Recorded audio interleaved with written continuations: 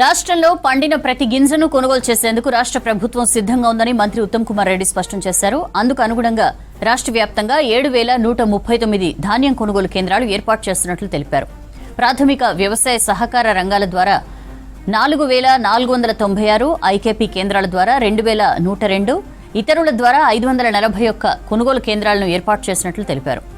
ఖరీఫ్ పంట కొనుగోలుపై రాష్ట్రంలోని జాయింట్ కలెక్టర్లు, జిల్లా పౌర సరఫరాల అధికారులు, జిల్లా స్థాయి పౌర సరఫరాల శాఖ మేనేజర్లతో ప్రత్యేక సమీక్ష సమావేశం నిర్వహించారు మంత్రి ఉత్తమ్ కుమార్ రెడ్డి.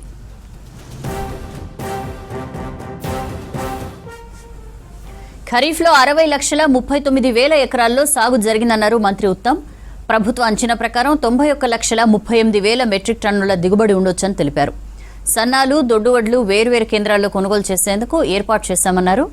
36,08,000 ఎకరాల్లో సన్నాలు సాగు చేస్తే 88,09,000 వరకు సన్నాల దిగుబడి ఉంటుందని, 23,58,000 మెట్రిక్ టన్నుల ఎకరాల్లో దొడ్డువడ్లు సాగు చేస్తే 58,18,000 మెట్రిక్ టన్నుల ధాన్యం దిగుబడి అవకాశాలున్నాయని అన్నారు.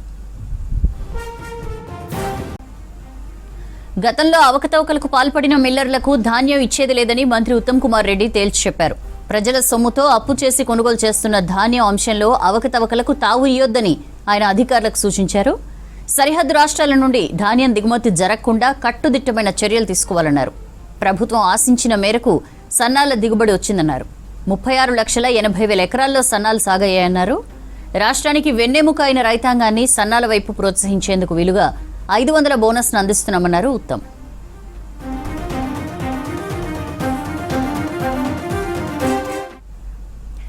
ఖరీఫ్లో సేకరించిన సన్నాలను జనవరి నెల నుండి రాష్ట్ర వ్యాప్తంగా అన్ని చౌక ధరల దుకాణాల్లో సన్నబియ్యం అందించనున్నట్లు చెప్పారు.